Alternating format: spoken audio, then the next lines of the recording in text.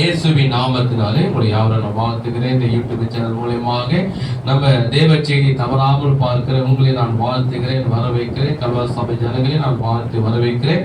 இந்த மார்ச் மாதத்துடைய வாக்குத்தத்த செய்தி அதுதான் இன்றைக்கு நாம பார்க்க போகிறோம். மார்ச் மாதம் கர்த்தர் நமக்கு என்ன வாக்குத்தத்தம் கொடுக்கிறார்? யோசுவா 3ஆம் அதிகாரம் 7ஆம் வசனம். எல்லாரும் எடுத்துக்கொள்ளுங்க. யோசுவா 3ஆம் அதிகாரம் 7ஆம் வசனம். கர்த்தர் நமக்கு ஒரு வார்த்தையை, ஒரு வாக்குத்தத்தங்களை கொடுக்கிறார். இந்த யூடியூப் சேனல் மூலமாக பார்க்கிற உங்களுக்கு இந்த வாக்குத்தத்தம் ஆசுதமா இருக்கும். இந்த வாக்குத்தத்தங்களை விசுவாசிங்க. இந்த யூடியூப் சேனலை பார்க்கிற நீங்களும் தவறாமல் பார்த்து வருகிறீங்க. உங்களுக்காக நான் ஜெபிக்கிறேன். யூடியூப் சேனலை சப்ஸ்கிரைப் பண்ணாதவங்க தயவு செய்து அதை பண்ணிக்கொள்ளுங்க. அதை மற்றவங்களுக்கும் ஃபார்வர்ட் பண்ணுங்க. ஏன்னா இந்த வசனம் மற்றவங்களுக்கு அது ஆசுதமா இருக்கும். அதுக்காக தான் நான் சொல்கிறேன். என்றால் எல்லாரும் ரட்சிக்கப்படவும் சத்தியத்தை அறிவு அடையவும் தேவன் சித்தம் உள்ளவராய் இருக்கிறார். அதற்காக தான் நான் உங்களுக்கு சொல்லுகிறேன். சரி, இந்த மார்ச் மாதத்தின் வாக்குத்தத்தம் யோசுவா நிருபம் 3ஆம் அதிகாரம் 7ஆம் வசனம்.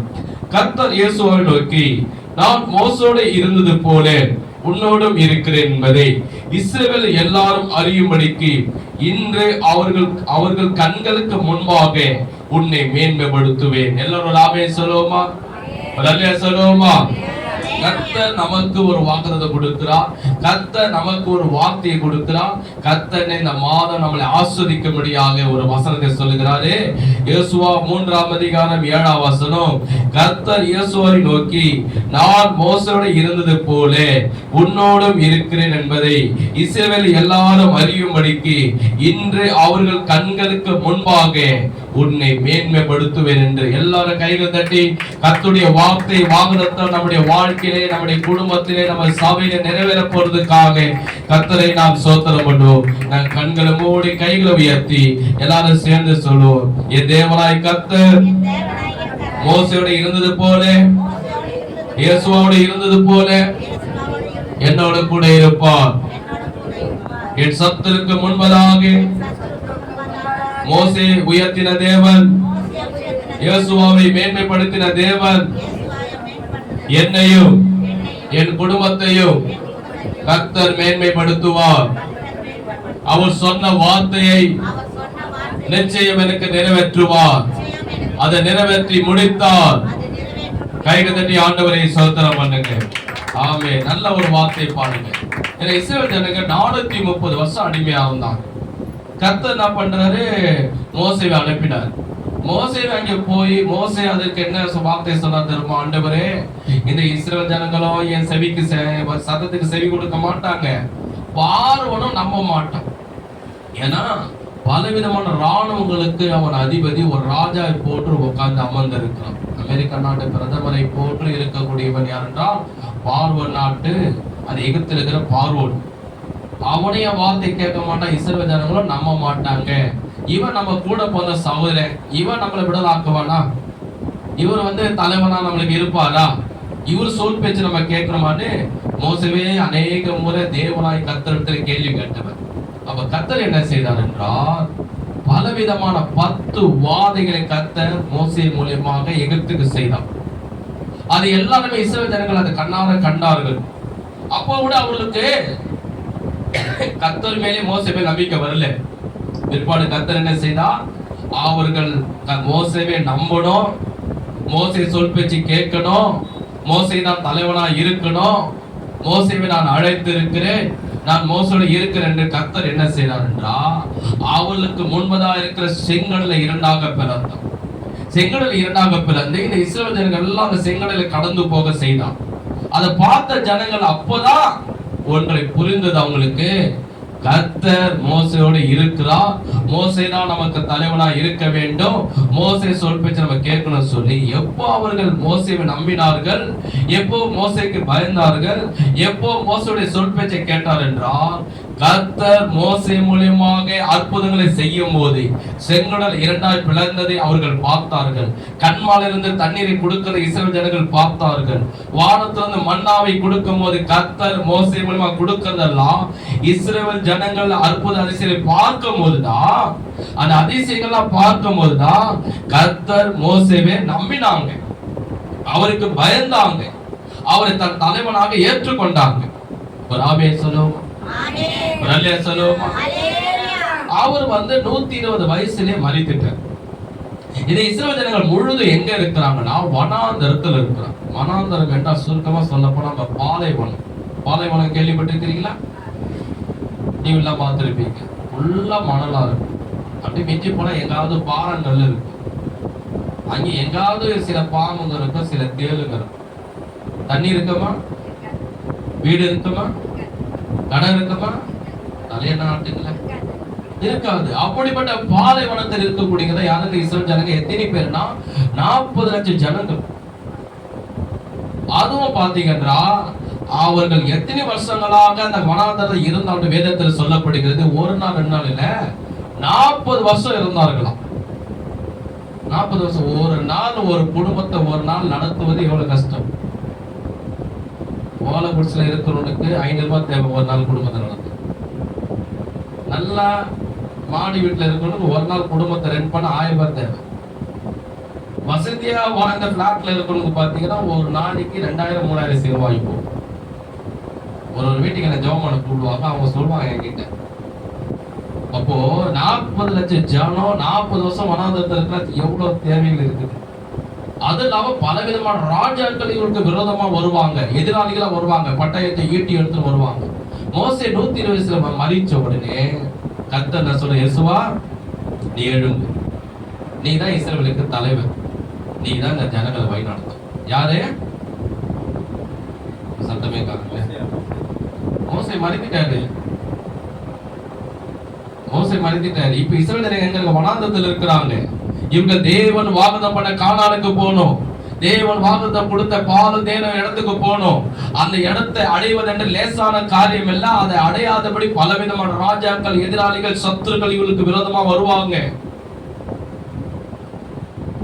அவர்கள்லாம் ஜெயித்துக்கணும் போனோம்னா மோசே மரித்திட்டாரு. இவரை வழி நடத்த கர்த்தர் வாலிபனா இருக்கக்கூடிய யெசுவாவை கொடுத்து சொல்றாரு, நீ இந்த ஜனங்களை வழி நடத்திருப்போ, நீ தான் இந்த ஜனங்களுக்கு தலைவனா இருக்கும்.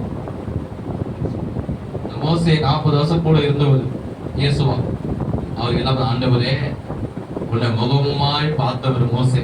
மலை மேல முகமுமாய் பார்த்து பேசினவர், உன் மூலியமா பலத்த அற்புதங்களை செய்தவர்.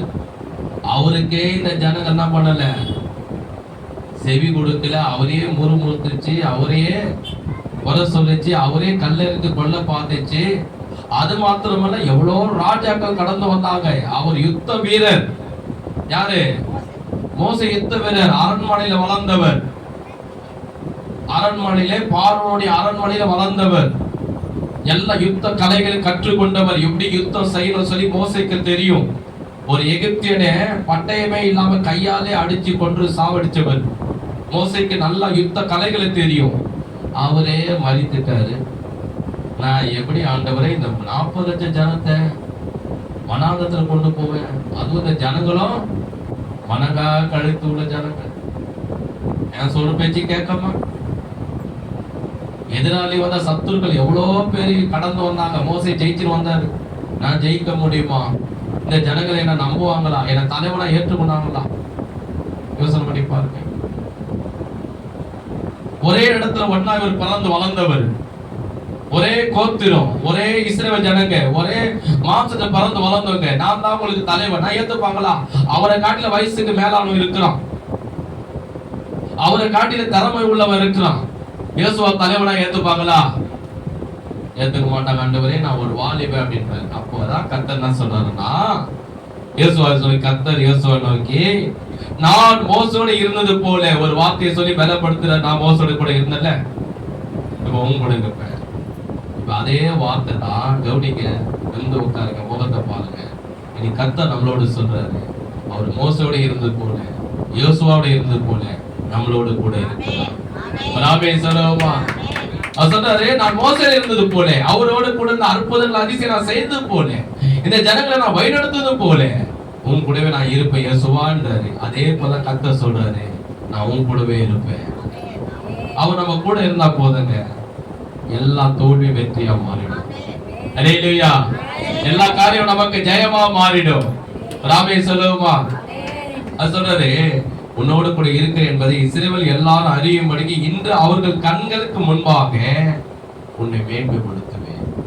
சொல்றாரு, அப்ப இயேசுவா என்ன ஆன்சர் சொல்றாருன்னா, மோசேவே இவங்க மதிக்கல, மோசேவுடைய செவிக்கே செவி சாய்க்கல, மோசேவே இவர்களுக்கு பயப்படல, எனக்கு ஆண்டவரை இவங்க பயப்பட போறாங்க.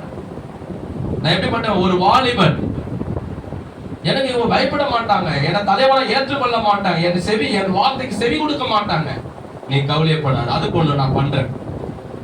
அவர்களுக்கு முன்பதாக நான் உன்னை மேன்மைப்படுத்து.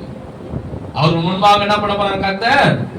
இன்னைக்கு நமக்கு கர்த்தர் தான் சொல்றாரு, நம்மளை யார் அற்பமா நினைக்கிறாங்க, பார்க்கிறாங்க, பேசுறாங்க, நினைக்கிறாங்க, யோசிக்கிறாங்க, சிந்திக்கிறாங்க, மத்தகிட்ட போன்ல குறையா சொல்றாங்க, பக்கத்து வீட்டுல உட்காந்து பேசுறாங்க, நம்ம போகும்போது வரும்போது அற்பமா நம்மளை பார்க்கிறாங்களோ, அவர்கள் கண்களுக்கு முன்பதாக தான் கர்த்தர் என்ன பண்ண போறாரு?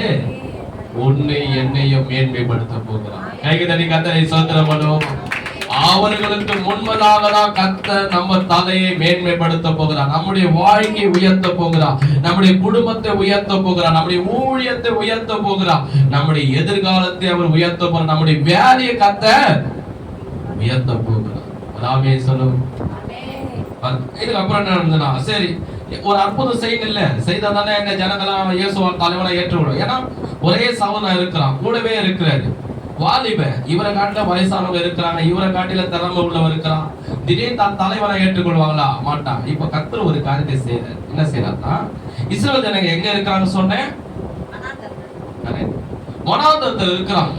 இவர்கள் எங்க போய் கொண்டிருக்காங்க? கானான் தேசத்துக்கு தேவன் வாக்குத்தத்தம் பண்ண பாதை தேன் ஓடுற தேசம் போயிட்டு இருக்காங்க.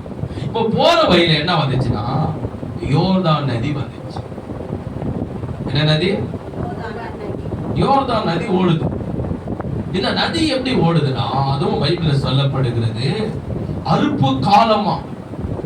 அறுப்பு காலத்துல, அதாவது பாத்தீங்கன்னா அறுப்பு காலத்துல தண்ணீர் ரொம்ப வேகமா ஓடும்.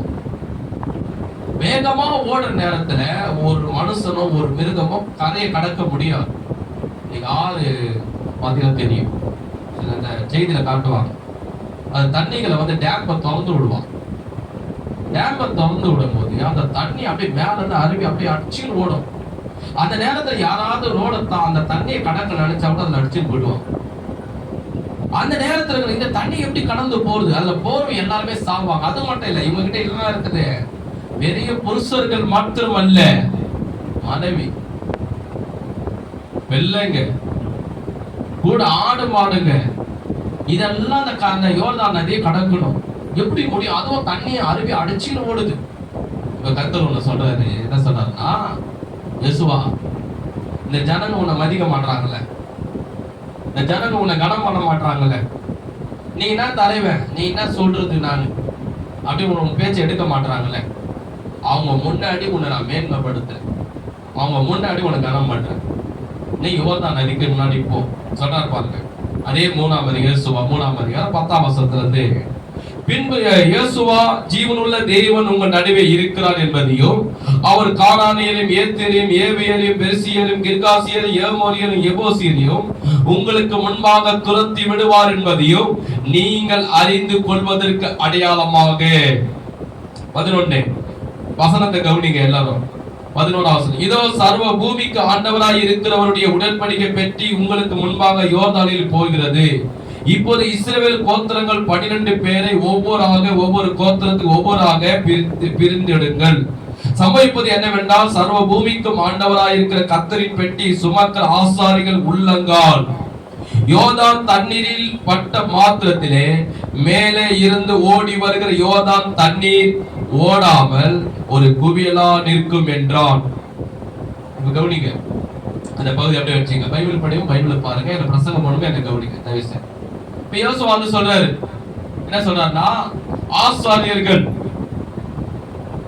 யோர்தான் நதிக்கு முன்னாடி போங்க, உடன்படிக்கை பெட்டியை கையில தோள் மேல வச்சுங்க, அந்த தண்ணி மாத்திரத்துல முதல்ல கால் வைங்க. இப்ப தண்ணி எப்படி வருது? பயங்கரமா வேகமா ஓடி வருது.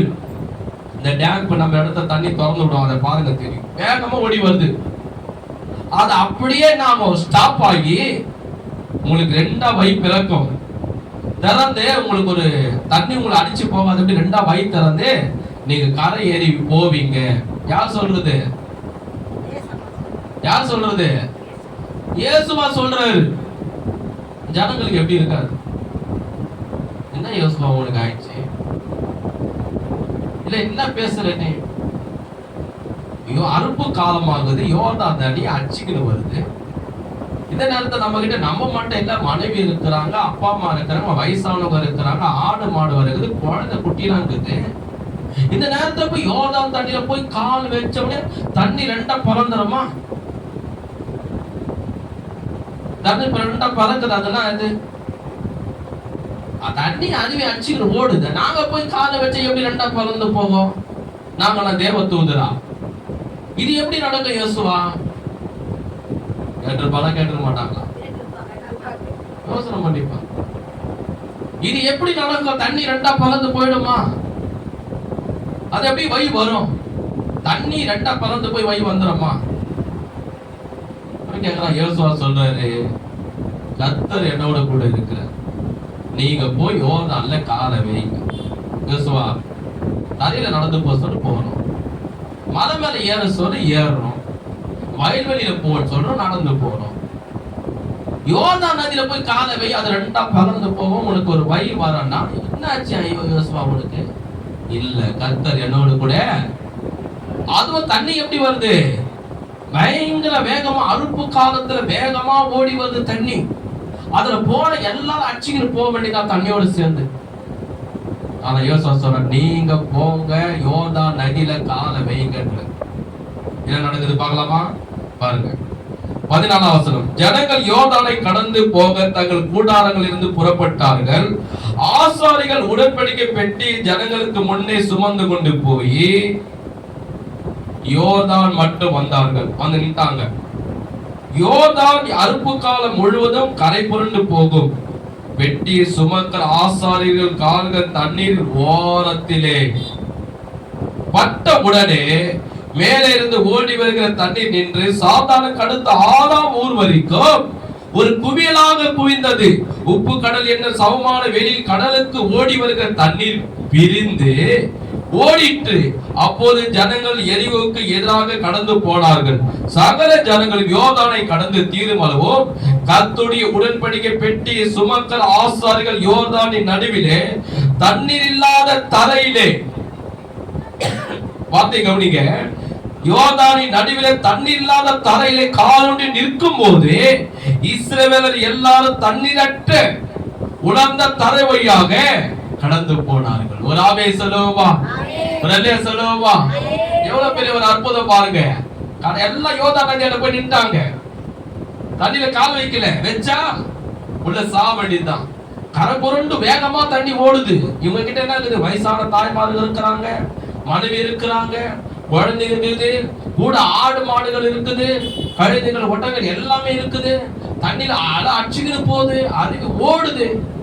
யோசுவா சொல்றாரு, யோர்தான்ல போய் காலை வை. யார் வைக்கணும்? ஆசாரிய முதல்ல காலை வைன்ற. ஆசாரி எல்லாரும் யாரும் உள்ள இறங்கல. ஏன்னா இறங்கிட்டா செத்துருவோன்னு ஒரு பயம். எல்லாம் அந்த 40 ஜனம் அப்படியே நிக்கிறாங்க. யோசுவா சொல்றாரு, நீங்க போய் காலை வைங்க. கர்த்தர் சொல்றாரு, நீங்க போய் வைங்க. யோசுவா பேசுற உடனே ஆசாரி ஒரு காலை யோர்தான்ல கால உள்ளங்கால வைக்கிறாரு. வச்ச உடனே இப்படி அருவியா வேகமா ஓடி வருகிற தண்ணி, கவனிங்க, ஓடிக்கிற தண்ணி அப்படியே பின்னிட்டு திரும்பி எங்க வரைக்கும் போகுதுன்னா, வேதத்துல சொல்லப்படுது 6ஆம் ஊர் வரைக்கும் போச்சான். ஆந்திரா எங்க இருக்கு? சொன்னாங்க நம்ம சபையில, ஐயா நாளைக்கு ஆந்திராவுக்கு போறேன், எத்தனை மணி நேரம் ஆகுமா? 3.5 மணி நேரம் 4 மணி நேரம் ஆகும். நான் கேரளாவுக்கு போயிருக்கேன், 12 மணி நேரம் ஆகும். நைட் ஏறனா காலையில போய் இறங்கும். டெல்லிக்கு போயிருக்கிறேன், ட்ரெயின்ல 3 நாள் ஆகும். சொல்றாரு 6ஆம் ஊர் எங்க இருக்குது? அது வரைக்கும் தண்ணி திரும்பி அங்க போய் நின்னுச்சான். எப்படி இருக்குதா உங்களுக்கு? வை அழகா திறந்துக்குதா. நல்ல யோசனை பண்ணி பாருங்க. ஒரு சொப்பு தண்ணியோ எடுத்து நீ மேல தூக்கி மேல ஊத்திப்ப, அந்த தண்ணி எங்க போகும்? அந்த தண்ணி எங்க வந்து விழும்? சொல்லுங்க, வாய்த்தது எங்க வந்து விழும்? அப்படியே பின்னாடி போயிடுமா? அப்படியே மேகத்துல போயிடுமா? அவ்வளவு ஆறு அப்படியே யோர்தான் நதி, பெரிய நதி. அந்த நதி வந்து கடல் மேரி வந்த நதி. இவன் சொன்ன ஒரு வார்த்தை, இந்த தண்ணி அப்படியே பேங்க்ல போகுது. எங்க வரைக்கும் போகுது? ஆதாம் ஏதேன் தோட்டத்துல இருந்தா பாருங்க, அந்த ஊர் வரைக்கும் பின்னாடி போகுது. கைதடி கர்த்தரை ஸ்தோத்திரம் பண்ணுவோமா. நீங்களும் பாத்தீங்கன்னா நம்ம எல்லாரும் பீச் ஆண்ட போவோம். பீச் ஆண்ட போய்க்கிறீங்களா? அந்த அலை எழும்புதுல, அந்த அலை எழும்புது காரணம் என்ன தெரியுமா? அது யார் எழுப்புறா தெரியுமா? ஒரு பலமான காத்து. அதுக்குதான் என்ன பண்ணுவாங்க, வெயில் காலத்துல நிறைய பேர் பீச் ஆண்ட போய் உட்காருவோம். நல்லா காத்தடிக்கும், குழு குழு குழு குழுன்னு இருக்கும். அந்த பலமான காத்து தான் அந்த கடற்கரை ஓரத்துல அது அடிக்கும் போது என்ன ஆகுதுன்னா, அந்த அலை வந்து அப்படியே மேல எழும்பும். அது மேல எழும்புனா கூட திரும்ப எங்க வந்து விழும்? தண்ணியில தான் வந்து விழும். அப்படியே பார்த்தா பயங்கரமா அங்க போற பெரிய அலை எழும்புது பாரு, எவ்வளவு பெரிய அலை போற, ஐயோ பயங்கரமான பெரிய அலை. அப்படியே எழும்பி அங்க போயும் தண்ணியில தான் வந்து. ஆனா எழும்புன அந்த யோர்தான் நதி எங்க போச்சா? திரும்பி இவங்க தலைமலை வந்து விழல. யோர்தான் ஆதாம் ஊர் வரைக்கும் திரும்பி போச்சா. அழகா வழி இருந்தது. 40 ஜனம், ஆடு மாடு குழந்தை குட்டி கணவன் மனைவி பிள்ளைங்க வயசான எல்லாம் அழகா நடந்து போய் அந்த கரையை சேர்ற வரைக்கும் ஓடி வர தண்ணி கத்த திருப்பி போக வைக்கிறாரு. இவங்களுக்கு அழகா போய்கினே இருக்கிறாங்க. கை தட்டி கத்தரையே ஸ்தோத்திரம் பண்ணுவோமா. அப்ப இந்த ஜனங்களுக்கு என்ன ஆயிடுச்சு? கரை ஏறின உடனே ஒண்ணு யோசனை வந்தது. என்ன யோசனை வந்திருக்கு சொல்லுங்க பார்க்கலாம். ஒரு யோசனை வந்திருக்கு. இதே மாரிதான் எகிப்துல நம்ம 40 வருஷம் 430 வருஷம் அடிமையா இருந்தோம். மோசே என்றவர் எழும்பினாரு. அவருடைய பேச்சை நம்ம கேட்கல, அவர் பேச்சை நம்ம பயப்படல. அவருக்கு கொஞ்சம் கூட பயப்படல. நீ யாரு? என் கூட சகோதரன் தானே, உனக்கு நான் பயப்படுது, நீ நான் தலைவனா இருக்குதுன்னு சொன்னோம். ஆனா கர்த்தர் அவர் மூலமா என்ன பண்ணாரு? ஆரம்ப நாட்களில் செங்கடல் 2ஆ பிளந்து நம்மளை கடந்து வர செய்தாரு. அந்த மோசே இப்ப இல்ல, இறந்துட்டாரு. ஆனா மோசே இறந்து நம்ம கூட இல்லைன்னா கூட இந்த யோசுவா ஒரு சின்ன பையன், ஒரு வாலிபன், நம்ம கூட இருக்கிற சகோதரன்.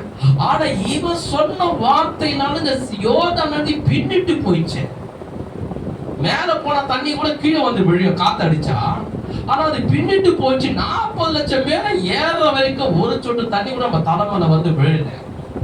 மோசே நம்மளை விட்டு மறைத்து பரலோகத்துக்கு போனாலும் மோசே கூட இருந்த கர்த்தர் இன்னைக்கு யோசுவாவோட கூட இருக்கிறார். இவர் தான் நமக்கு தலைவனா இருக்கணும், இவர் தான் நமக்கு அதிபதியா இருக்கணும். இனிமேல் இவர் சொல் பேச்சதான் நம்ம கேட்கணும் சொல்லி எல்லா இஸ்ரவேலரும் யோசுவாவுக்கு பயந்தார்கள். கைதடி கர்த்தரை மகிமைப்படுத்துவோம். நல்ல கைதடி ஆண்டவரை ஸ்தோத்திரம் பண்ணுவோம். இதுதான் கர்த்தர் இன்னைக்கு உங்களுக்கு செய்ய போகிறார். ஏன் அந்த சம்பவத்தை சொன்னா கவுனிங்க, நிமிந்து உட்காருங்க, முகத்தை பாருங்க. அதுதான் ஆண்டவர் சொல்றாரு. உன் குடும்பத்துல உன்னை மதிக்கலையா? உன் தெருவுல உன்னை மதிக்கலையா? உன்னை வேலையில உன்னை அற்பமா நினைக்கிறாங்களா? இல்ல நீ இருக்கிற இடத்துல ஸ்கூல்லயோ அல்லது காலேஜ்லயோ இல்ல வேலையிலயோ உன்னை அற்பமா நினைக்கிறாங்களா? அற்பமா பேசுறாங்களா? இல்ல ஊழத்துல கூட உன்னை கனம் பண்ணலையா? ஆண்டவர் சொல்றாரு, யார் எந்த மனுஷன் உன்னை அற்பமா நினைக்கிறானோ, உனக்கு பயப்படாமல் இருக்கிறானோ, உன்னை கனம் பண்ணாமல் இருக்கிறானோ, உன்னை அசட்டை செய்யறானோ, உன்னை அற்பமா பேசுறானோ, அவன் கண்களுக்கு முன்பதாக தான் கர்த்தர் என்ன பண்ண போறாரு? உன் தலையை உயர்த்த போகிறார், உன்னை கனம் பண்ண போகிறார், உன்னை மேன்மைப்படுத்த போகிறார், உன் வாழ்க்கையை ஆஸ்வதிக்க போகிறார். உன் சத்துருக்கள் மத்தியில தான் உனக்கு ஒரு பந்தை ஆயத்தப்படுத்தி உன் தலையை கர்த்தர் விசுவாசிக்கிறவங்க கையை தட்டி கர்த்தரை நாம் ஸ்தோத்திரம் பண்ணுவோமா. அதை நாம உறுதியா நம்ம விசுவாசிக்கணும், உறுதியா நம்ம நம்பணும்.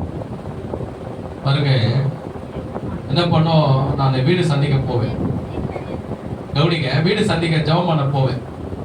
ஜெபம் பண்ண போகும்போது ஒரு தடாமலை ஏரியா இருக்கு, நம்ம கேமுக்கு ஆப்போசிட் ஏரியா தான்.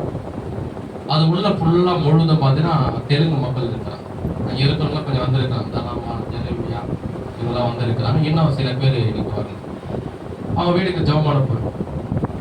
ஒரு சில பேர் அந்த உள்ள ஒரு வீட்டுக்காக போய் வீடு சந்திச்சு ஜெபம் பண்ண போவோம்.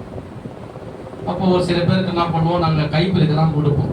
கைப்பில் இதெல்லாம் கொடுத்துட்டு ஏன் பேசுவோம். அதில் ஜெபம் பண்ணமான்னு கேட்பேன். வேணாம் வேணாம். அம்மா ஜெபம் பண்ணமா கேட்பேன். வேணாம். அப்போ ஒரு வீட்டுக்கு நாங்கள் ஒரே ஒரு அம்மா நம்ம என்ன சொல்றோம், ஐயா வீட்டுக்கு ஜெபம் பண்ண. வீட்டில் ஜெபம் பண்ண போன உடனே அந்த அம்மா உள்ள போனதுல இருந்து அழுதுதான் இருந்தான். தண்ணி எடுத்து வந்து கொடுத்தாங்க எனக்கு, அப்பயும் அழுதுதான் இருந்தாங்க. அவங்க அம்மா நான் கூட உக்காரிக்கியா குடிக்க, நான் சொன்னேன் அம்மா தண்ணி குடிக்கிறேன், டீ குடிக்கிறேன், ஏன் உங்க மகள் வந்து அழுதுன்னு? மகள் இல்லையா, மருமகள். சரிம்மா மருமகள் தான், என்ன பிரச்சனை, ஏன் இவங்க அழுதுனே இருக்கிறாங்க? அது இல்லையா, அதாவது என் பையன் அந்த பொண்ணை லவ் பண்ணி கல்யாணம் பண்ணிக்கலாம். ஒரு சின்ன பொண்ணு, 1 வயசு, எஸ்தர் பொண்ணு, அந்த குழந்தை பேரு எஸ்தர்.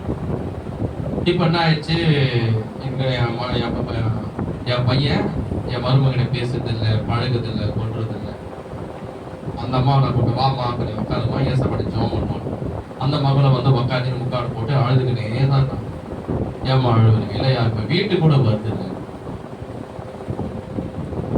சரி கவலைப்படாதமா, நம்ம ஜெபம் பண்ணுவோம், சமாதானம் கொடுப்பாரு.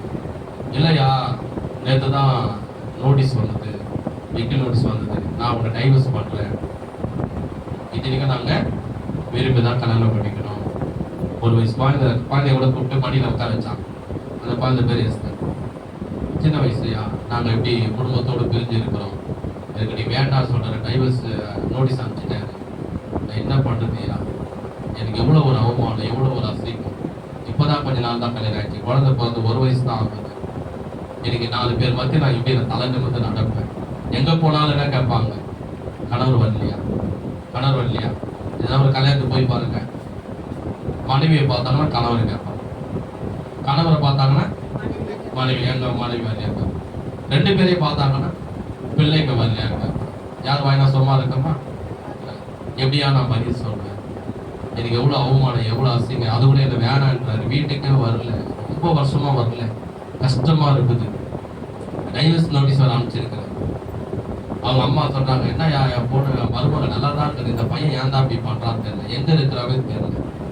நான் சொன்னேன், அம்மா தேவன் உங்கள் குடும்பத்துல சமாதானம் தருவார், தேவன் உங்கள் குடும்பத்தை இணைப்பார், நீங்க கவலைப்படாது, உங்களுக்காக நான் ஜெபிக்கிறேன், நீங்க ஆலயத்து வாங்க. அதே போல என்ன கூட ஞாயிற்றுக்கிழமை சர்ச்சைக்கு அந்த குழந்தை கூட்டம் வந்தாங்க, ஆராய்ச்சி வசந்த கேட்டாங்க, ஜெபம் எடுத்து போனாங்க. திருப்பி ஞாயிற்றுக்கிழமை தோறும் காலையில வந்தாங்க, ஆண்டவர் நம்ம ஆராய்ச்சாங்க, வசந்த கேட்டு மறுபடியும் என்ன பண்ணேன், மாசத்துல 1 நாள் வீடு சந்திக்க போவேன். அந்த வீட்டுல போய் எப்படி இருக்கிறீங்க, நல்லா இருக்கலாம் விசாரிக்க போனேன். போனா அந்த சிஸ்டர் மறுபடியும் அதே போல சந்தோஷமா ஓடி போயிட்டு தண்ணி எடுத்து வந்து கொடுக்குறாங்க, சந்தோஷமா சிரிச்சுங்க, டீ எடுத்து வந்து கொடுக்குறாங்க, சந்தோஷமா ஐயா நீங்க சாப்பிட்டுதான் ஐயா போனன்றான். அம்மா நான் சாப்பிட்டு போறேன், ஆனா ரொம்ப சந்தோஷமா இருக்கிறீங்களே, என்ன விஷயமா, உங்களுக்கு பிறந்த நாளா இல்ல குழந்தைக்கு பிறந்த இல்லையா அப்படின்னு. அவங்க வீடெல்லாம் சுத்தி பார்த்த பாருங்க, சுத்தி பார்த்தா போட்டோ இருக்குது, அவங்க கணவர் மனைவி போட்டோ எல்லாம். சிஸ்டர் கேட்கறது தவறா நினைச்சுக்காதீங்க, போன மாசம் வந்தேன் ஜெபம் பண்ணேன், போட்டோலாம் இல்லாம இருந்தது, இப்போ இந்த போட்டோலாம் இருக்குது, இவர் தான் உங்க கணவரான்னு கேட்டேன். ஆமையா ரொம்ப சந்தோஷியா, நான் தொடர்ந்து நான் சர்ச்சைக்கு வந்தேன், நீங்களும் ஜெபம் பண்ணிட்டு போனீங்க, ரொம்ப வருஷமா என்னை பிரிஞ்சு இருந்தவர், டைவர்ஸ் நோட்டீஸ் அனுப்பினவர், இப்ப பார்த்தா எங்க வீட்டுக்கு வந்துட்டாரு, என்னை மன்னிச்சுட்டு நான் உன்னை நேசிக்கிறேன், உன் கூடவே நான் இருக்கிறேன், நான் பண்ணது தப்பு தான் சொல்லி இப்ப எங்க வீட்டுல தான் இருக்கிறாரு. எங்கம்மா அவர் கூடுமா ஜெபம் பண்றேன்? இல்லையா, அவர் வேலைக்கு போயிருக்கிறாரு, நைட்டுக்கா வருவார். நான் கைதடி கத்தரை சொந்தரம் பண்ணுவோம், நல்ல கைதடி ஆண்டவரை சொந்தரம் பண்ணுவோம். பாருங்க எப்படி பண்ண ஒரு காரியம். அதுக்கப்புறம் பக்கத்துல இருக்கிற அம்மா, ஐயா நீங்க வந்து கொஞ்சம் ஜெபம் பண்ணுங்க. அதுக்கப்புறம் மேல இருக்கிறவங்க அவங்க கூட ஜெபம் பண்ணாங்க. அதுக்கப்புறம் இன்னொருத்தர் பக்கத்துல இருக்கிறவங்க, நீங்க வந்து ஜெபம் பண்ணுங்கன்னா. கைப்பிரதி கொடுக்கும் போது ஜெபம் பண்றேன்னா வேணான்னாங்க, ஏசப்பா போய் சொல்லும் போது வேணான்னாங்க. ஆனா ஒரு அற்புதம் நடந்த உடனே இப்பதான் ஆண்டவரை நம்ப ஆரம்பித்தாங்க. ராமே சொல்லுவோமா? அதுதான் கர்த்தர் உனக்கு சொல்றாரு, உன் வாழ்க்கையை குறித்து, உன் குடும்பத்தை குறித்து, உன் நிலைமையை குறித்து, உன்னுடைய வருமானத்தை குறித்து, உன்னுடைய படிப்பை குறித்து, நீ வைத்திருக்கிற உடைய குறித்து, இதெல்லாம் பார்த்து உன் குடும்பத்துல இருக்கிற உன்னை அற்பமா நினைக்கலாம், இல்ல உன்னுடைய வேலையில கூட உன்னை அற்பமா நினைக்கலாம், இல்ல உன்னை தெருவுல கூட உன்னை நினைவின பண்ணலாம், உன்னை தூசிக்கலாம், உன்னை நிந்திக்கலாம், உன்னுடைய வாழ்க்கை குறிச்சு, உன் பிள்ளைகளை குறிச்சு ஒரு மட்டமா நினைக்கலாம். உன் சொல் பேச்சு அவங்க கேட்காம மாட்டாங்க, உன் வார்த்தையை கனம் பண்ண மாட்டாங்க, உனக்கு பயப்பட மாட்டாங்க. நீ தான் எனக்கு சொல்றது, நீ தான் எனக்கு பேசுறது, நீ அவ்வளவு பெரிய ஆளா, இப்படிலாம் உனக்கு விரோதமா பண்றவங்க இருக்கலாம், பேசுறவங்களாம் உன் குடும்பத்துல இருக்கிறவங்களே இருக்கலாம், இல்ல உன் சொந்த பந்தம் கூட இருக்கலாம். உன்னை மதிக்க மாட்டாங்க, உன்னை கனம் பண்ண மாட்டாங்க, உனக்கு பயப்பட மாட்டாங்க. ஆனா ஆண்டவர் உனக்கு ஒரு வார்த்தை கொடுக்கிறாரு. அவர்கள் மத்தியிலே உன்னை கனம் பண்ண போகிறார். அவர்கள் மத்தியிலே உன் தலை உயர்த்த போகிறார். அவர்கள் மத்தியிலே உன் குடும்பத்தை வாழ வைக்க போகிறார். உன் மூலியமா ஒரு அற்புதத்தை அவங்களுக்கு செய்ய போகிறார். உன் மூலியமா அவங்களுக்கு ஒரு அதிசயத்தை செய்ய போகிறார். உன் மூலியமா கர்த்தர் ஒரு பயங்கரமான காரியத்தை அவங்க செய்யறத பார்க்கும் போது உனக்கு பயப்படுவாங்க. அவர்கள் மத்தியிலே உன் தலையை கர்த்தர் உயர்த்துவார். கைக்கு தட்டி கர்த்தரை நாம் ஸ்தோத்திரம் பண்ணுவோம். நல்லா, அதுதான் ஆண்டவர் ஒரு வாக்குத்தத்தம் கொடுத்து இருக்கிறாரு. கர்த்தர் யோசுவா நோக்கி, எல்லாரும் சேர்ந்து சொல்லுங்க, கர்த்தர் மோசோடு இருந்தது போல, சத்தமா சொல்லுங்க, யோசுவாவோடு இருந்தது போல என்னோடு கூட இருக்கிறார். இஸ்ரவேலுக்கு முன்பதாக, என்னை அற்பமா நினைத்தோருக்கு முன்பதாக கர்த்தர் என்னையும், கர்த்தர் என் குடும்பத்தையும், கர்த்தர் என் வாழ்க்கையும், கர்த்தர் என் ஊழியத்தையும் கனம் பண்ணுவார், மேன்மைப்படுத்துவார், என் தலையை உயர்த்துவார். கைகள் தட்டி ஆண்டவரை ஸ்தோத்திரம் பண்ணுங்க. அவருடைய வார்த்தையை விசுவாசிங்க. அவர் வாக்குத்தத்தங்களை விசுவாசிங்க. அவர் சொன்ன ஆணையை விசுவாசிங்க. அதுதான் நமக்கு ஆசீர்வாதம். 1ஆம் தேதி வந்தவனே எல்லாரும் மனசுக்குள்ள எல்லாருக்கும் ஒரு எண்ணம் வந்துட்டே இருக்கு, ஒரு நினைப்பு வந்துட்டே இருக்கு, ஒரு நினைப்பு வந்துட்டே இருக்கும், ஒன்னு நம்பிக்கிட்டே இருக்கும். வரமான் 1ஆம் தேதி மாசம் பிறந்த உடனே ஓனர் சம்பளம் போடுவாரா, ஓனர் சம்பளம் போடுவாரா, ஓனர் சம்பளம் போடுவாரா, 2ஆம் தேதி போடுவாரோ, 3ஆம் தேதி போடுவாரோ, 3ஆம் தேதி ஆயிடுச்சு, 5ஆம் தேதி போடுவாரோ, 5ஆம் தேதி ஆயிடுச்சு, அக்கௌண்ட்ல போய் செக் பண்ணி பார்த்தோம், ஒருவேளை 7ஆம் தேதி போடுவார், 7ஆம் தேதி எடுத்து போய் ஏடிஎம்ல போய் பார்த்தேன், வரல, ஒருவேளை 10ஆம் தேதி வரும். நம்ம நினைப்பெல்லாம் எதுல இருக்கும்? ஒண்ணு ஓனர் மேல இருக்கு, 2வது அந்த பணத்து மேல. ஓனர் கொடுக்கிறாரே இல்லையோ, பணம் நம்மளை காப்பாத்துதே இல்லையோ, கர்த்தர் நம்மளை காப்பாற்றுவா. அவருடைய வார்த்தை நம்மளை ஆசீர்வதிக்கும், அவருடைய வாக்குத்தத்தம் நம்மளை ஆசீர்வதிக்கும். அருமையான கமல் சகோதரர் சாட்சி சொன்னார் பாத்தீங்களா? அவர் சொன்னார் பாத்தீங்களா? சாட்சி கேட்டீங்களா? அவருக்கு ஒரு மாசம் 1 லட்சம் ரூபாய் சம்பளம், ஒரு மாசம் 1 லட்சம் ரூபாய் சம்பளம். பாருங்க பாருங்க, அப்போ ஒரு மாசத்துக்கு 1 லட்சம் ரூபாய் சம்பளம், 3 மாசம் அவருக்கு வரல. ஒரு சாப்பாடுக்கே கஷ்டப்பட்டாரு. அவர் சொன்ன சாட்சி கேட்டீங்களா? 1 ரூபாய் இல்லை. உங்க மத்திய சொன்னார் பாருங்க. ஒரு மாசத்துக்கு முன்னாடி சபைக்கு வந்தாரு, உட்காந்தாரு. அவர் தான் முதலாவது வந்தாரு, உட்காந்தாரு, ஆண்டவர் நோக்கி ஜெபம் பண்ணாரு. இப்ப பாத்தீங்களா, ஓனரு சம்பளம் கொடுக்கல, சம்பளமும் வரல, 1 ரூபாய் கையில இல்ல, சாப்பாடுக்கு கஷ்டப்பட்டாரு. அவர் மேல தவறு இல்லை, வேலை நடக்குது பாருங்க. கர்த்தர் என்ன பண்ணாரு? கர்த்தரை நம்பினாரு, கர்த்தர் மேல நம்பிக்கை வைத்தாரு, கர்த்தருடைய ஆலயத்தை வந்து உட்கார்ந்தாரு, கர்த்தரை நோக்கி பார்த்தாரு. ஒரு நாளும் பசியும் பட்டினமா கர்த்தர் விடல. அற்புதமா ஆண்டவர் நடத்தி இருக்கிறார். கைகதறி கர்த்தரை மகிமைப்படுத்துவோமா? அதுதான் சந்தோஷத்தை தேவன் நமக்கு சந்தோஷத்தை கொடுக்கிற தேவன் நமக்கு உணவும் கொடுக்கிறது. பணம் நம்மளை காப்பாற்றுதோ இல்லையோ, கர்த்தர் நம்மளை காப்பாற்றுவார். அல்லேலூயா. அதுதான் தேவன் அந்த மாதம் நமக்கு ஒரு வாக்குத்தத்தம் கொடுத்திருக்கிறார். நீ பணத்தை நோக்கி பார்க்காத, கர்த்தருடைய வாக்கு நோக்கி பாரு. ஓனரை நோக்கி பார்க்காத, நம்முடைய கர்த்தரை நோக்கி நீ பாரு. அல்லேலூயா. அதுக்கப்புறம் பாருங்க, 2வது யோசுவா 10ஆம் அதிகாரத்திலே பார்க்கும்போது, யோசுவா 10ஆம் அதிகாரம், இந்த இஸ்ரவேல் ஜனங்க என்ன பண்றாங்க? அந்த யோர்தானை கடந்து வந்துட்டாங்க. கடந்து வந்த உடனே ராஜாக்கள், எத்தனை ராஜாக்கள்னா 5 ராஜாக்கள் ஒண்ணு சேர்றாங்க.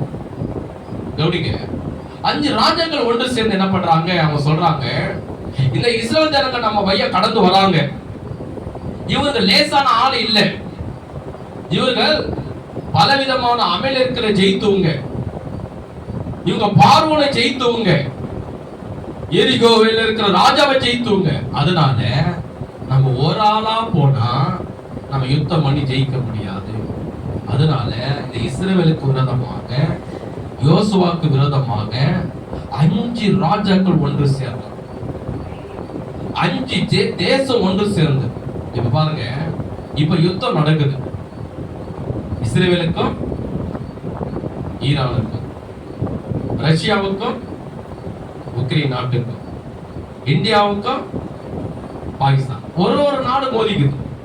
இந்தியாவை நம்ம கொண்டு போனா பாகிஸ்தான் அவங்க போடுறோம், இஸ்ரேல் போடுறது ஈரான் போடுறோம், ரஷ்யா போடுறது உக்ரைன் நாடு போடுறோம். திருப்பி ஒரு நாடு மட்டும் தான் இப்போ யுத்தம் நடந்துருவது செய்தியில பாருங்க.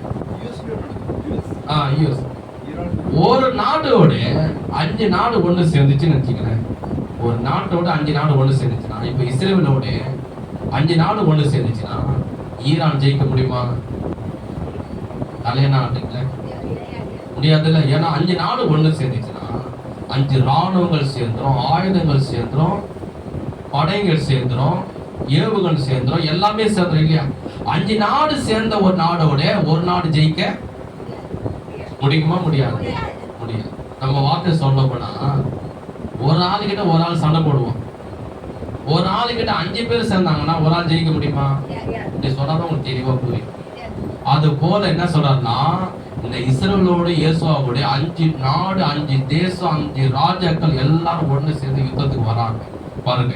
யோசுவா 10ஆம் அதிகாரம் 5ஆம் வசனம். அப்படி எருசலேமின் ராஜா, எப்ரோனின் ராஜா, யார்மோத்தின் ராஜா, லாகிஷின் ராஜா, எகுலின் ராஜா என்னும் ஏமோரின் 5 ராஜாக்களை கூடிக்கொண்டு அவர்களும் அவர்களுடைய எல்லா சேனைகளும் போய் கிபியோனுக்கு முன்பாக பாளையம் இறங்கி அதன் மேல் யுத்தம் பண்ணினார்கள். அப்போது கிபியோனில் மனுஷர் கில்காலிலே பாளையத்துக்கு யோசுவாவிடத்தில் ஆள் அனுப்பி, உமது அடியாரை கைவிடாமல் சீக்கிரமா எங்களிடத்தில் வந்து எங்களை ரட்சித்து எங்களுக்கு துணை செய்யும்.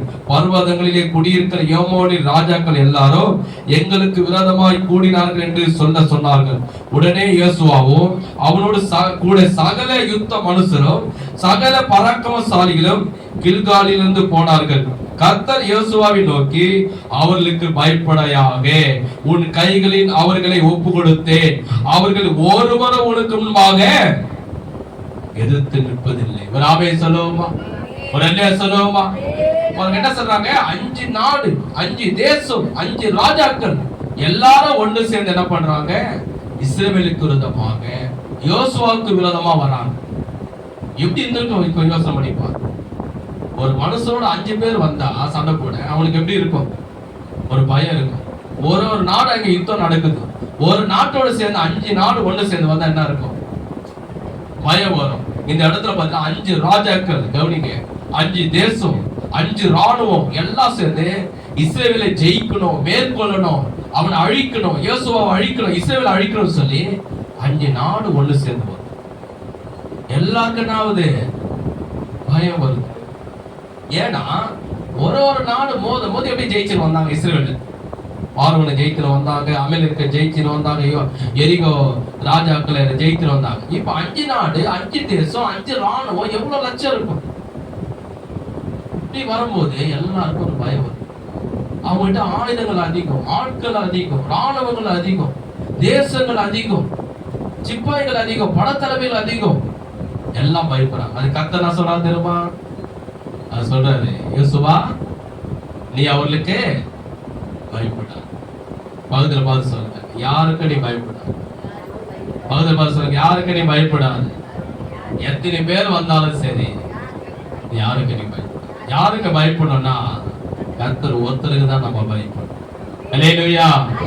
கர்த்தர் சொல்றாரு, யோசுவா 5 தேசம், 5 நாடு, 5 ராஜாக்கள், 5 ராணுவங்கள் எல்லாம் சேர்ந்து உனக்கு விரோதமாய் வந்தாலும் நீ பயப்படாத, நான் உன் கூட இருக்கிறேன். என்ன செய்யறாரு பாருங்க, ஒரு பயங்கரமான யுத்தம்.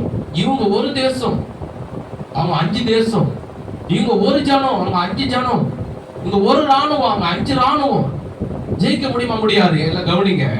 9ஆம் வசனத்துல, யோசுவா கில்காலிலிருந்து ராப்பொழுது நடந்து திடீரென்று அவர்கள் மேல் வந்து விட்டான். கர்த்தரோ அவர்களை இஸ்ரவேலுக்கு முன்பாக கலங்க பண்ணினார். ஆகையால் அவர்களை கிபியோனிலே மகா சங்கரமா மடங்கடித்து பெத்ரோனுக்கு போகிற வழியிலே துரத்தி அசேகர் மட்டும் பெத்பெதா மட்டும் முறியடித்தார்கள். அவர்கள் பெத்ரோனில் இருந்து இறங்குகிற வழியிலே இஸ்ரவேலுக்கு முன்பாக ஓடி போகையில் அசேகர் மட்டும் ஓடுகிற அவர்கள் மேல் கர்த்தர் வானத்திலிருந்து பெரிய கற்களை வீழ பண்ணினார். அவர்கள் செத்தார்கள்.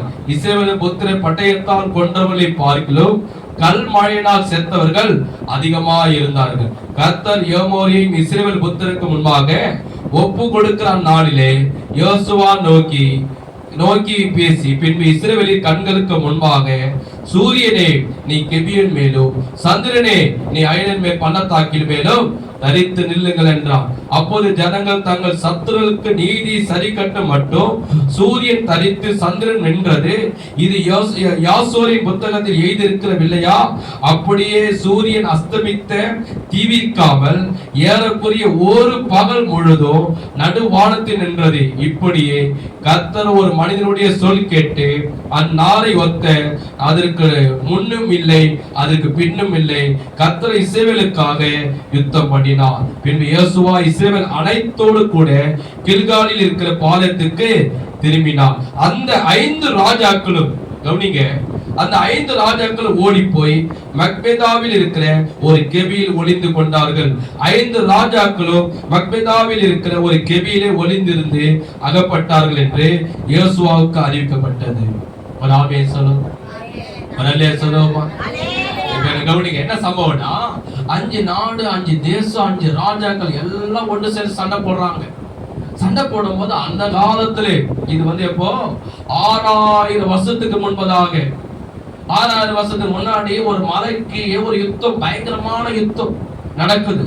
இந்த இஸ்ரவேல் எல்லாம் அந்த 5 தேசத்துக்கு விரோதமா 5 ராஜாக்கள் விரோதமா 5 ராணுவ யுத்தம் நடந்து கொண்டே இருக்கு. நடக்கிற நேரத்துல சூரியன் இப்போ மேல வந்து 12 மணிக்கு அப்படியே போக போக போக 1 ஆகும் போது 2 ஆகும் போது 3 மணி ஆகும்போது 4 மணி ஆகும்போது என்ன ஆகும்? மறைய ஆரம்பிக்கும். 5 மணி ஆகும்போது 6 மணி ஆகும்போது 7 மணி ஆகும்போது உலகத்தை வெளிச்சம் இருக்குமா இருட்டு இருக்குமா? அப்போ உலகம் முழுது வெளிச்சம் இருக்குது. காரணம் என்ன? சூரியன். இப்போ ரோட்ல நிறைய லைட் போட்டாங்க. நான் சொல்றது 6000 வருஷத்துக்கு முன்னாடி ஒரு லைட்டும் கிடையாது. பயங்கரமான யுத்தம் பள்ளத்தாக்கு நடக்குது. இஸ்ரவேலுக்கும் 5 ராஜாக்களுக்கும் தேசத்துக்கும் பயங்கரமான யுத்தம் நடந்துக்குது. இந்த நேரத்துல சூரியன் அப்படியே மறைந்துகினே வருது. மறைகிற நேரத்துல அது மறைஞ்சிச்சுன்னா அந்த இடம் முழுதும் எப்படி இருக்குன்னா இருட்டா இருக்கும். இப்போ உடனே கிராமத்துல போய் பார்த்து நாங்க போய்கிற பொழுது கிராமத்துல போயிட்டு அப்படியே 8 மணி 9 அப்படியே இடமே இருட்டா இருக்கும். செல்ல டார்ச் அடிச்சுக்கினே அதுல போகணும். இருட்டான போய் நிலா வச்ச கொஞ்சம் தெரியும், அவ்வளவுதான். எது பள்ளம் எது மேடுன்னு கூட தெரியாது. செல்ல டார்ச் அடிச்சுன்னு போகும். அதுல அடிச்சுன்னு போகும் வச்சதுல. அவங்க பயங்கரமான யுத்தம் செய்கிறார்களா, பட்டையை ஈட்டி கேடகம் 4 சைடுல 4 எதிராளிகள் சூழ்ந்து சாகடிக்கிற நினைக்கிறாங்கன்னா அவங்களுக்கு பெரிய வெளிச்சம் தான் எதிராளி யாருன்னு தெரியும். அதுல இவங்களும் இருக்கிறாங்க. யாரு? இஸ்ரவேலரே இருக்கிறாங்க. அப்ப ஆளு யாருன்னா அவங்க ஆளுன்னு தெரியும். இது 5 தேசம் 5 ராணுவம் நடக்குது. யோசுவா என்ன சொல்றாரு? சூரியன் அப்படியே மறையும் போது பாத்தீங்கன்னா வெளிச்செல்லாம் கொஞ்சம் மறையும், கொஞ்சம் இருட்டு கொஞ்சம் வர ஆரம்பிக்கும். 5 மணி 6 மணி பாத்தீங்கன்னா யோசுவா இங்க யுத்தம் நடக்கும் போது அவர் சொல்றாரு, என்ன சொல்றாரு? ஒரு மனுஷன், யோசுவா தேவதூதன் கிடையாது, ஒரு மனுஷன் என்ன சொல்றாரு? யோசுவா கர்த்தரை நோக்கி பேசி பின்பு இஸ்ரவேலின் கண்களுக்கு முன்பாக சூரியனே நீ கிபியோன் மேலும், சந்திரனே நீ அயனன் பள்ளத்தாக்கின் மேலும் தரித்து நில்லு என்றான். என்ன சொல்றான்னா, சூரியன் மாலை நேரத்துல அப்படியே மறையும் போது இந்த பூமியில இருக்கிற வெளிச்சம் எல்லாம் அப்படியே கூட சேர்ந்து மறையும் போது நிலா என்ன ஆகுனா கொஞ்சம் கொஞ்சமா மேல எழும்பி வரும். இதுதான் உலகத்தில் நடக்கிற இயற்கையான சம்பவம். சூரியன் கொஞ்சம் கொஞ்சமா மாலை 5 மணி 6 மணி அப்படியே மறையும் போது இந்த பூமிக்கு ஏற்ற முழுமையான வெளிச்சம் அது அப்படியே கூடவே அது மறையும். நிலா என்ன ஆகுனா கொஞ்சம் கொஞ்சமா அது மேல எழும்பும், லைட்டா எழும்பும். இது ரெண்டுத்தையும் யோசுவா பார்க்கறாரு. இங்க மும்முரமான சண்டை நடக்குது. இஸ்ரவேலுக்கும் 5 தேசத்துக்கும் சண்டை நடக்குது. நம்ம ஆளு யாருன்னு எதிராளி யாருன்னு தெரியணும் இல்லையா? அவர்களே சாகடிக்கணும். நடக்கும் போது யோசுவா சொல்றாரு, கர்த்தாவே நான் உண்மையில ஆணையிட்டு சொல்கிறேன், சூரியன் மறையக்கூடாது, அதே இடத்துல அது தரித்து நிக்கணும். நிலா எழும்புதில்ல, அது எழும்பதான் சூரியன் மறையும். நீங்க பாத்தீங்கன்னா சூரியன் மறையும் போது நிலா கொஞ்சம் மேல எழும்பும். நிலாவை பார்த்து சொல்றாரு, நீ அங்கே நில்லு, நீ எழும்பி வராத, சந்திரனை நீயோ சூரியனை நீயோ மறைந்து போகாதன்னு. நம்ம சொல் பேச்சு கேட்க மாட்டே, சூரியனை சார்ந்து நம்ம சொல் பேச்சு கேட்க, வீட்டுல இருக்கவங்களே சொல் பேச்சு கேட்க மாட்டாங்க. நம்ம வீட்டுல இருக்கிற ஆடு மாடு நாய் பூனைகளே கேட்காது நம்ம சொல் பேச்சு. கேட்கமா? சூரியன் கேட்கமா? சந்திரன் கேட்கமா? அங்க போவாதான் அங்கதான் போவோம். வீட்டுல இருக்கும் இல்லையா? நம்ம பிள்ளைகளே நம்ம சொல் பேச்சு கேட்கறோம். அதை எடுக்காதனா அதை எடுக்கும், அதை பேசாதான் அதை பேசுவான். ஆனா வேதம் சொல்லுகிறது, சூரியன் தேவனால் யோசுவாவுடைய வார்த்தையை கேட்டு சூரியன் நிற்க வச்சானா. வேதம் சொல்லுகிறது பாருங்க, வேதம் சொல்லுகிறது ஒரு ராம் முழுதும் பாருங்க இப்படியே கத்த ஒரு மனிதனுடைய சொல் கேட்டு யோசுவா பூமியில சொல்றாரு சூரியன் நிக்கணும்ன்றாரு. அந்த நாளை ஒத்த நாள் அதற்கு முன்னும் இல்லை அதற்கு பின்னும் இல்லை. கர்த்தர் இஸ்ரவேலுக்காக யுத்தம் பண்ணினார். பாருங்க, யோசுவா இஸ்ரவேல் அனைத்தோடு கூட கில்காலிலே பாளையத்துக்கு திரும்பினான். ஒரு நைட் முழுதும், அதாவது சூரியன் வந்து மறையணும், மறைந்தாதான் சந்திரன் மேல வரும். ஆனா ஒரு பகல் முழுதும் சூரியனை நிக்க வைக்கிறாரு. ஒரு பகல் முழுதும் சந்திரனை வானத்தை நிக்க வைக்கிறாரு. இந்த சண்டையில யுத்தத்துல இஸ்ரவேல் ஜெயிக்கிறாங்க. இஸ்ரவேல் ராணுவம் ஜெயிக்கிறது. 5 ராஜாக்கள் 5 தேசங்கள் எல்லாமே செத்து மடிந்து போறாங்க. 5 ராஜாக்களை ஓடி போய் எங்க ஒளிஞ்சுக்கிறாங்க? கெபில போய் ஒளிஞ்சுக்கிறாங்க. கைகதடி கர்த்தரை நாம் ஸ்தோத்திரம் பண்ணுவோம். இது வந்து என்ன சொல்ல வரனா கவனிங்க. இன்றைக்கு நம்முடைய வாழ்க்கையில் அப்படிதான். இன்னைக்கு நமக்கு விரதமா, நம்ம குடும்பத்துக்கு விரதமா, நம்முடைய பிள்ளைகளுக்கு விரதமா, உங்களுக்கு விரதமா பல மனிதர்கள் எழும்பும் போது, பல சத்துருக்கள் எழும்பும் போது, பல சொந்த பந்தங்கள் ஒன்று சேரும் போது, பல எதிராளிகள் ஒன்று சேரும் போது, அவங்க கிட்ட பணம் அதிகமா இருந்து நமக்கு விரதமா எழும்பலாம், இல்ல ஆட்கள் அவங்களோட அதிகமா இருந்து நமக்கு விரதமா எழும்பலாம், இல்ல குடும்பத்திலே சரி சொந்த பந்தம்லாம் ஒன்று சேர்ந்து உனக்கு விரதமா எழும்பலாம். ஆனா கர்த்தர் உன் கூட இருக்கிறதுனால, அவருடைய வார்த்தைக்கு நீ கீழ்ப்படியும் போது, அவர் சத்தத்தை நீ கேட்கும் போது, அவரே நீ நம்பி இருக்கும் போது, எத்தனை கூட்டங்கள் உனக்கு விரதமாய் கூடினாலும் அவர்கள் வாய்க்காமலே போவார்கள். ஒரு வழியாய் உனக்கு விரதமாய் வருகிறவர்கள் 7 வழியாய் உனக்கு விரதமாய் ஓடி போவார்கள். நம்ம சத்துருக்களை தேடியும் அவர்கள் காணாமல் போவார்கள். கைகதடி கர்த்தரை ஸ்தோத்திரம் பண்ணுவோம். நல்ல கைகதடி ஆண்டவரை ஸ்தோத்திரம். நம்ம சத்துருக்களை தேடியும் காணாமல் போவார். ஆனா நம்ம பொறுமையா இருக்கணும், ஆண்டவர் நோக்கி ஜெபித்துக் கொண்டே இருக்கணும், அவர் வார்த்தைக்கு கீழ்ப்படி. எத்தனை மனிதர்கள் உனக்கு விரோதமாய் எழும்பி பேசினாலும் அத்தனை பேருடைய நாவ அடக்க அவரால் முடியும். எத்தனை மனிதர்கள் உனக்கு விரோதமாய் பல காரியத்தை செய்தாலும் அது எல்லாவற்றையும் நிர்மூலமாக்கி போட கர்த்தராலே முடியும். ஏன்னா கர்த்தர் நமக்காக யுத்தம் பண்ணுவார், கர்த்தர் நமக்காக நீதி செய்வார், கர்த்தர் நமக்காக வழக்காடுவார். அல்லேலூயா. கைகதடி ஆண்டவரை நாம் ஸ்தோத்திரம் பண்ணுவோமா? அதற்காக